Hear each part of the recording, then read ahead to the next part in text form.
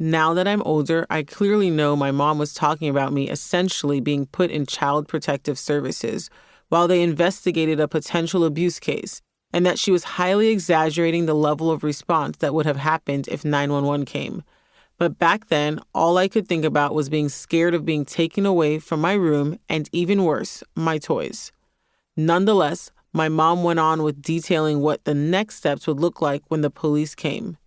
My little fancy room that I love so much, none of that was coming with me. And then came the gut punch of all gut punches. I'd have to share a room with someone. Oh, hell no. This was not what I had in mind at all. Everyone knew that I hated sharing, so I didn't know if she was throwing that in just to scare me, but it didn't matter. I wasn't going to risk it. I knew enough. The call wouldn't be happening. I quickly apologized for even mentioning calling 911 and went to my room to cry. My mom essentially gave me what I call classic old school Black mom, test me and I will test you. As she liked to say, I am not one of your little friends. And at 5 years old, I learned to never threaten to call the police on my mom again. I can look back at that situation now and see the humor. I don't feel it was as terrible as I felt it was at 5. But I still have an uneasy feeling about screaming in general. Screaming, to me, seems so normal in parenting in general and admittedly was very normal in my childhood. I'm not going to lie, I still scream. When I'm frustrated, irritated, or angry, I scream. I probably scream for more reasons than that, if I'm being truthful. I feel bad every time I scream, and especially if I scream at my kids.